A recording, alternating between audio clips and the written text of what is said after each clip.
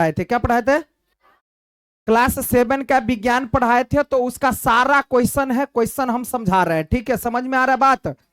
जितना भी क्वेश्चन दिया गया है सबके बारे में हम बात करते हैं।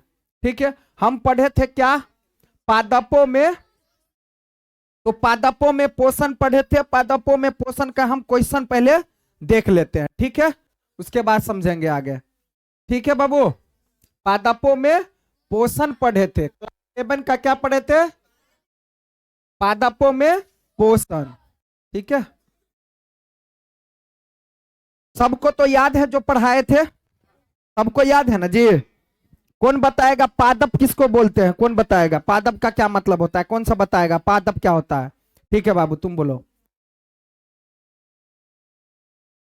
हाँ, पेड़ पौधा को क्या बोलते हैं? बात समझ में आ रहा है? पादप की बात आएगा तो क्या मतलब, क्या हुआ?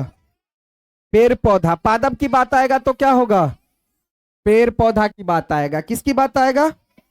पेड़ पौधा की बात आएगा। ठीक है, तो अब हम पहले समझ पढ़े जो क्या थे, पादपों में, पादपों में पोषण। कलर पीला कर देते हैं, ठीक है।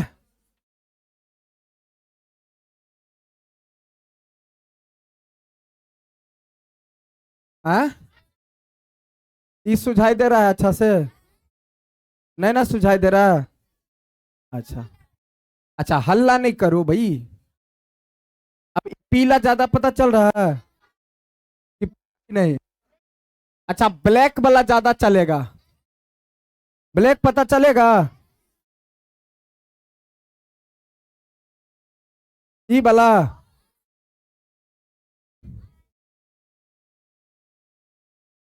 ई वाला, ऊ वाला नहीं चलेगा,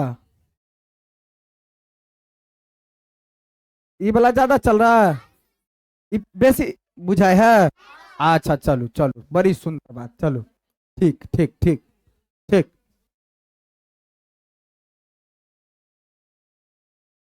अपने लोग के सब जे कहबे सएह हेते, है ना? चलो, देखो भाई, हम कक्षा 7 का पढ़ रहे थे क्या?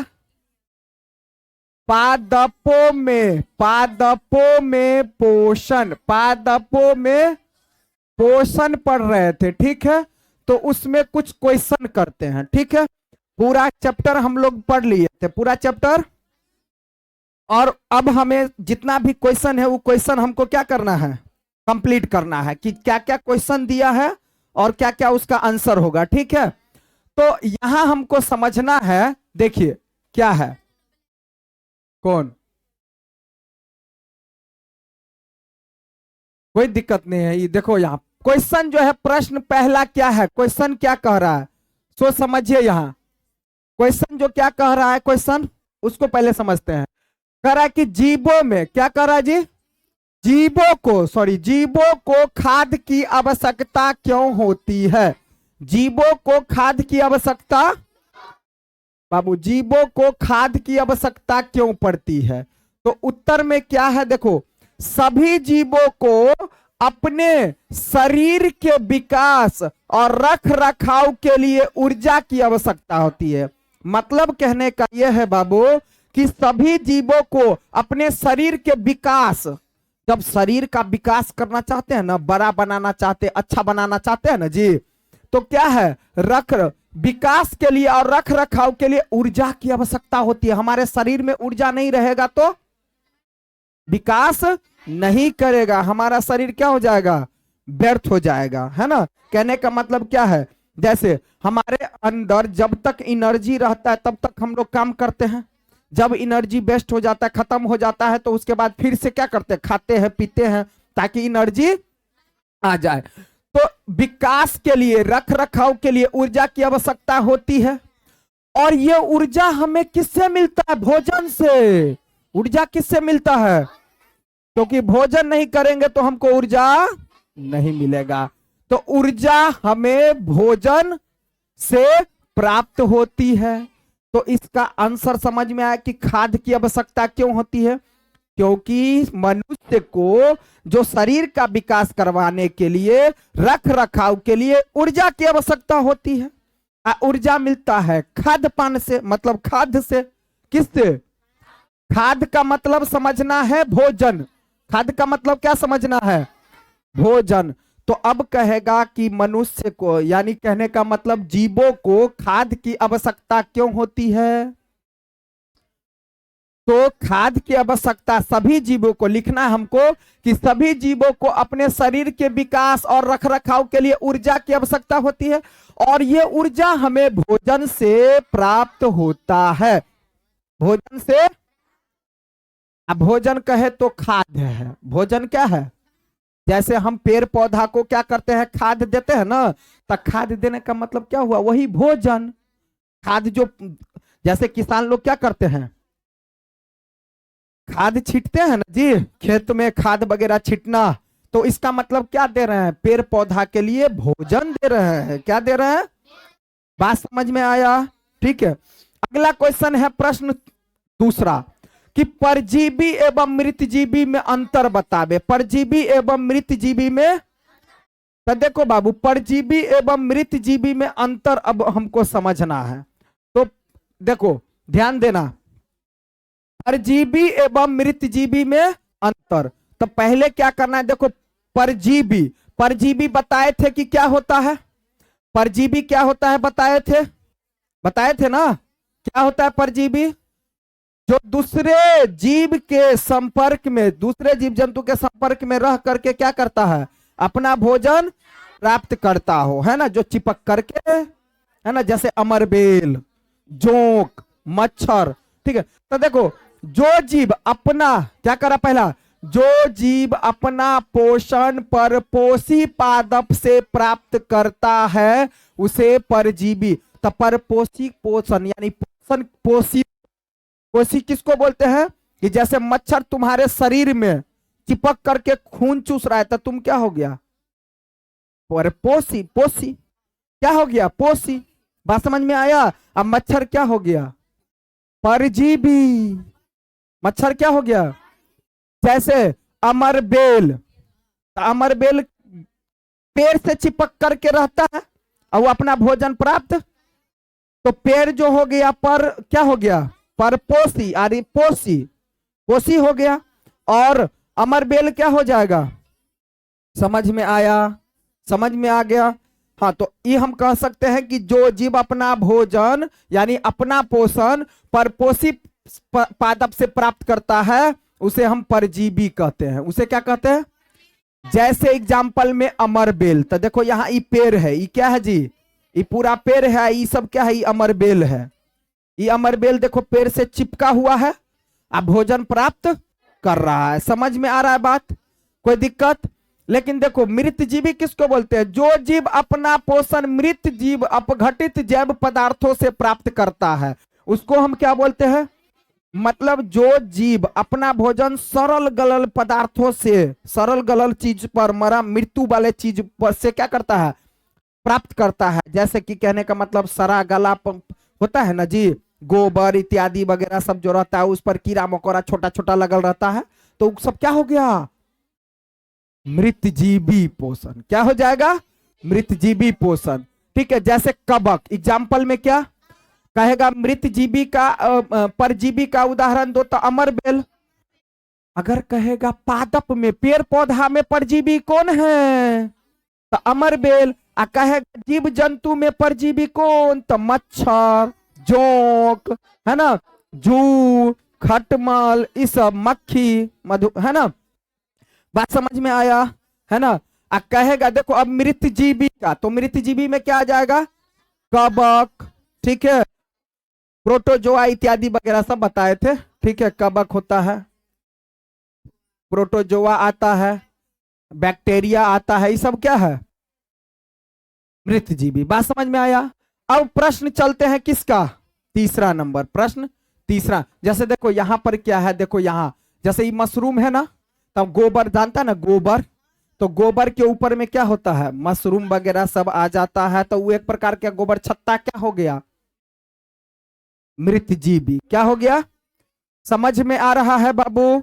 जैसे यहां जितना भी है ना मशरूम है, ये क्या है? मशरूम। ये क्या है? तो ये क्या हो जाएगा? मृतजीवी हो जाएगा। क्या हो जाएगा? समझ में आ गया? समझ में आ गया? चलो अब चलते हैं इसमें। अगला क्वेश्चन क्या कर रहा है बाबू कि आप पत्ती में, क्या कर रहा है क्वेश्चन अगला कि आप पत्ती में मंड यानी स्टार्च की उपस्थिति का परीक्षण कैसे। जो क्वेश्चन था मतलब कहने का कि पत्ती में स्टार्च है या नहीं, इसका पता लगाना है। इसका अगर पता लगाना, कोई हरी पत्ती या कोई पत्ती है तो उसमें पता करना है कि इसमें स्टार्च है या नहीं, मंड है या नहीं। तो हम कैसे पता लगा सकते हैं? तो कुछ इस प्रकार विधि है कि विभेदित पत्तियों के साथ एक पौधा ले लेते हैं, एक पौधा ले लेते हैं। उदाहरण के लिए मनी प्लांट या कोई भी चीज, कोई भी प्लांट ले लेते हैं, कोई भी पौधा ले लेते हैं, ठीक है, ठीक है ना। अब देखो पौधे को 3 दिनों के लिए एक अंधेरे कमरे में रखे, जैसे जैसे बता रहे घर पे जाकर के करिएगा, आ जाएगा समझ में। एक कोई भी देखो क्या करे, विभेदित पत्तियों के साथ एक पौधे ले, उदाहरण के लिए मनी प्लांट या कोई भी क्रोटन का पौधा ले लेते हैं, ठीक है, और उस पौधे को 3 दिनों के लिए एक अंधेरे कमरे में रखे ताकि सभी स्टार्च का उपयोग हो जाए। मतलब समझ में आया कि पहले से उसमें जो स्टार्च रहेगा उसका प्रयोग हो जाएगा। 3 दिन तक पत्ती को क्या करेंगे,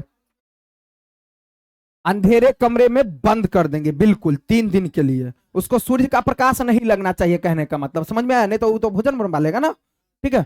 अब देखो, अब एक पत्ती के कुछ भाग को काली पट्टी पेपर से ढक, मतलब क्या, पत्ता का 2 पार्ट होता है। जैसे देखो ये पत्ता है ना, जैसे हम पत्ता बना रहे हैं, ठीक है, जैसे देखो मान लेते ये क्या है, एक प्रकार का कोई पत्ता है, ठीक है, पत्ता है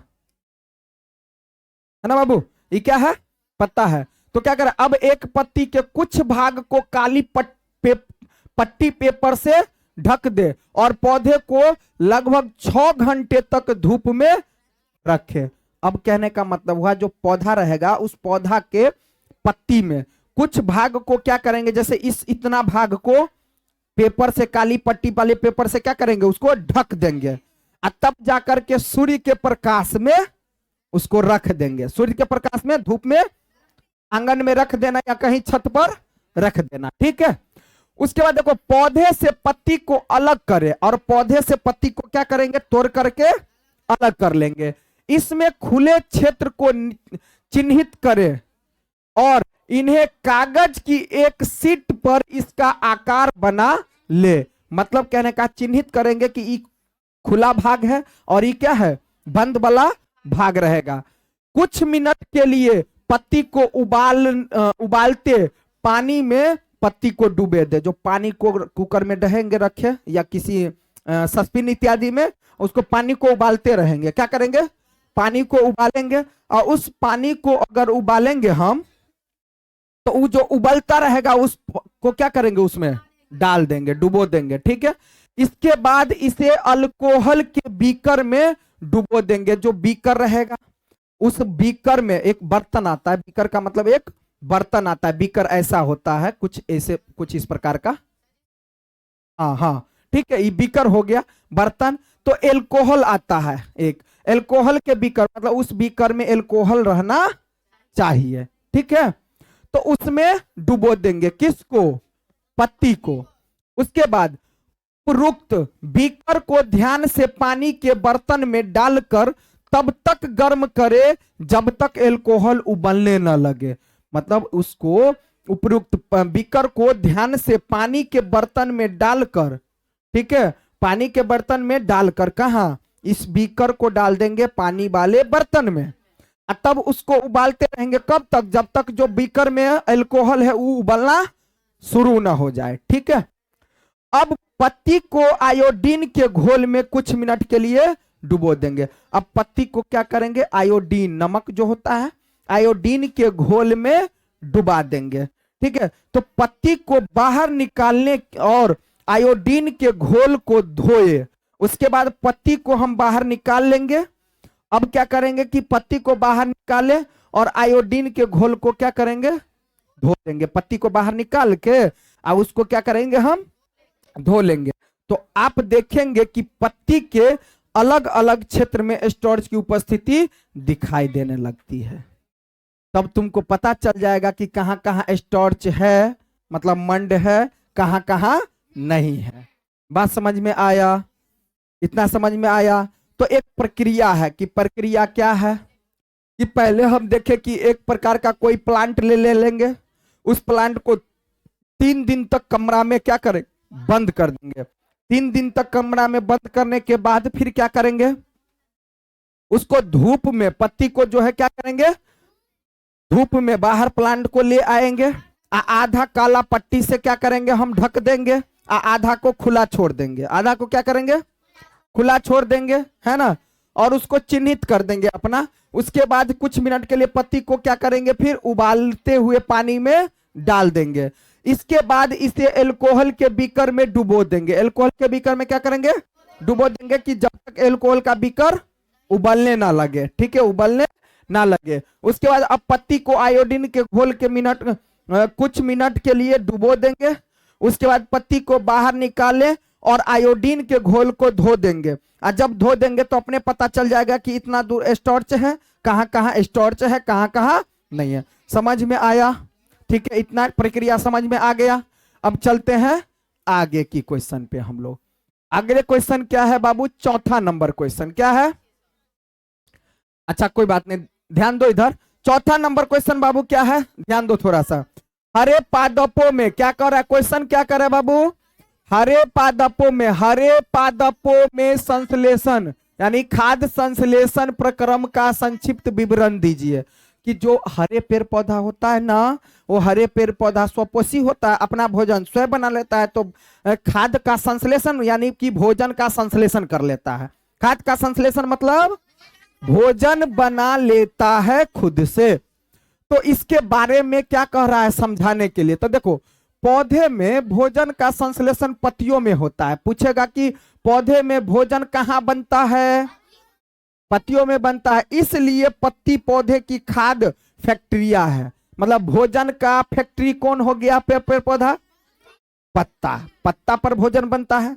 आप पूछेगा पत्ता पर क्यों बनता है भोजन, तो उसमें क्लोरोफिल पाया जाता है। क्या पाया जाता है, ठीक है, इसलिए। और भी शरीर कहीं भी जो पेड़ पौधा का जो भी पार्ट्स होता है, बॉडी होता है उसका, और कहीं पर क्लोरोफिल नहीं पाया जाता है, पत्ती में, इसलिए पत्ता पर ही भोजन बनता है। ठीक है, तो सभी कच्चे माल यानी कि जल, कच्चा माल का मतलब जैसे जल हो गया, CO2 हो गया, कार्बन डाइऑक्साइड हो गया, और सूर्य का प्रकाश को पत्ती तक पहुंचाना चाहिए। कहां तक पहुंचाना चाहिए, क्योंकि खाना बनता है पत्ता पर, तो सबको कहां लेकर के जाना चाहिए, पत्ते पर लेकर के जाना चाहिए।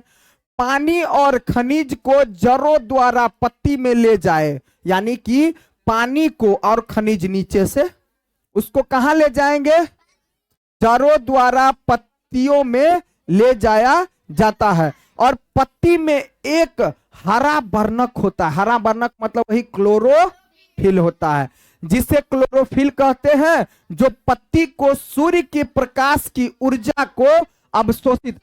क्लोरोफिल क्या करता है, सूर्य की प्रकाश जब लगता है ना, जैसे जैसे देखो, जैसे समझो बात को, यहां क्या है, ये पत्ता है, ये क्या है जी, पत्ता है, ठीक है। अब यहां से देखो, जैसे कि मान लो कि यहां क्या है भाई, सूर्य है ना, ये क्या है, सूरज भैया है, ये क्या है, सूरज भैया। अब सूरज भैया क्या करेगा, प्रकाश दे रहा है। ये जैसे ही पत्ता पर पड़ता है ना, तो इसमें क्लोरोफिल रहता है। क्या रहता है, जब क्लोरोफिल रहता है तो इसमें क्या करता है, प्रकाश को क्या करता है, अवशोषित करता है, खींचता है अपने में, मतलब सुखाता है। अवशोषित करने का मतलब क्या हुआ, पत्ता क्या करता है, सूर्य के प्रकाश को अवशोषित कर लेता है अपने, मतलब इसमें अवशोषित कर लेता है, ठीक है, जिसके कारण से भोजन बन जाता है, ठीक है। और अवशोषित करने में मदद करता है उस ऊर्जा का उपयोग कार्बन डाइऑक्साइड, कार्बन डाइऑक्साइड का सूत्र कहेगा था CO2, कार्बन डाइऑक्साइड और पानी की उपस्थिति में भोजन तैयार करने के लिए किया जाता है। कार्बन डाइऑक्साइड और पानी की उपस्थिति में भोजन तैयार करने के लिए किया जाता है। किसका जी, हाँ, तो वही तो खाना में ग्लूकोज बनता है ना, वो सब आगे हम लोग पढ़ेंगे, घबराना नहीं है। तो देखो अब ये क्या करता है कि पेड़ पौधा जो जो में जो पत्ती होता है, पत्ती प्रकाश के की किरण को क्या करता है, प्रकाश को अवशोषित करता है, और जो भी उसके पास रहता है भोजन तैयार करने में, यानी कि CO2 से और पानी की उपस्थिति में, है ना, क्या करता है, भोजन को तैयार करने यानी करने के लिए किया जाता है, यानी भोजन तैयार करने के लिए किया जाता है। तो इतना बात हो गया किसके लिए, हरे पादप में खाद्य संश्लेषण के लिए। बात समझ में आया, अपने मन से लिख देगा। अब आगे चलें, प्रश्न संख्या देखो क्या कह रहा है 5 में, प्रश्न संख्या 5 में क्या कह रहा है बाबू, आगे देख लेते हैं हम। देखिए क्या कहा जा रहा है, प्रश्न संख्या 5 में क्या कह रहा है बाबू, किसी क्या किसी प्रवाह चित्र की सहायता से दर्शाइए कि पादप भोजन के मूलभूत स्रोत है। मतलब किसी प्रवाह चित्र की सहायता से दर्शाइए कि पादप भोजन के मूलभूत स्रोत है। अरे वाह, देखो क्या है, सुंदर बात हुआ। क्या हुआ सुंदर बात क्या हुआ बाबू, कि चाहे कोई दुनिया में कोई भी जीव हो, चाहे जंतु हो, चाहे कीड़ा हो, मकोड़ा हो, पक्षी हो, जानवर हो, मनुष्य हो, सबको भोजन का मेन चीज क्या है, पेड़ पौधा।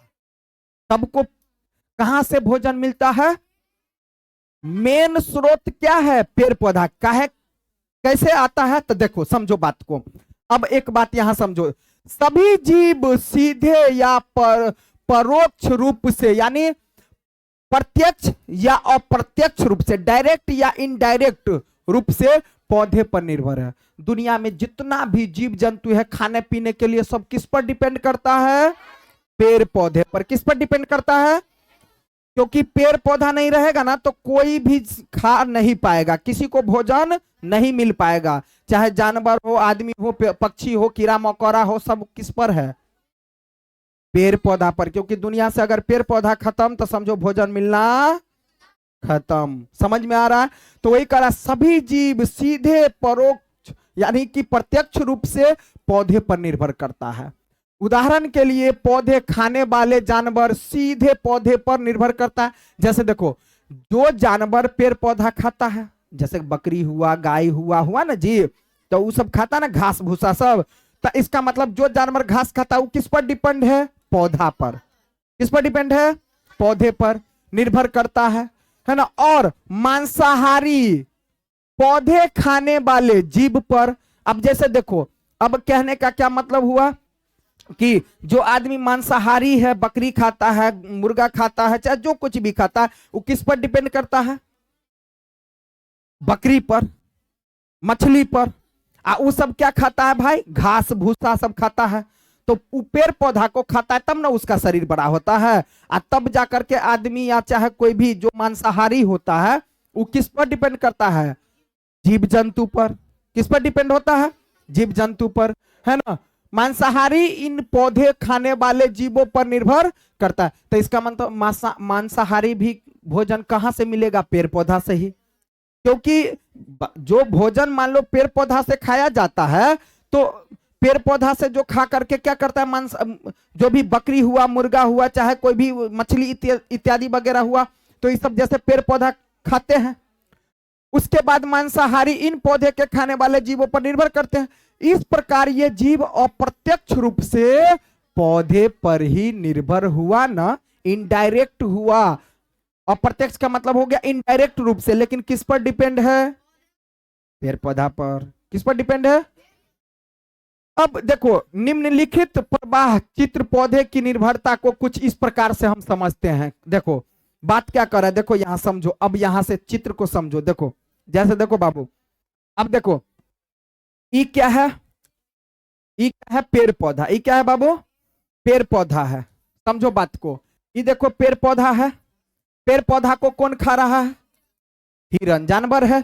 अब इस जानवर को ये खा लेगा कौन, शेर। तो देखो ये किस पर जीवित है, पेड़ पौधा पर। ये किस पर जीवित है, इस पर, जानवर पर। तो सोचो ना, इसको भी तो ई नहीं रहता तो ये भी, इसको भी नहीं खाना मिलता। क्यों, क्योंकि ई नहीं रहता तो इसको नहीं खाना मिलता, तो ये मर जाता, ये मर जाता तो ये किसको खाता। समझ में आया कि नहीं। इनडायरेक्ट रूप से, अप्रत्यक्ष रूप से, लेकिन ई भी किस पर डिपेंड है? आप समझ में आ रहा बात? और देखो ई पेड़ पौधा है, ये पौधा है ना जी, इसको कीड़ा मकोड़ा खाया। अब कीड़ा मकोड़ा फिर देखो मेढक खाया कीड़ा मकोड़ा को, आ मेढक को खा लिया सांप, आ सांप को खा लिया नेवला,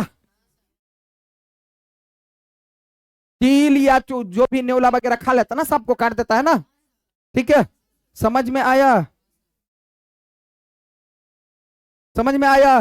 तब मतलब देखो ये पेड़ पौधा है, पेड़ पौधा को कौन खाया? कीड़ा मकोड़ा।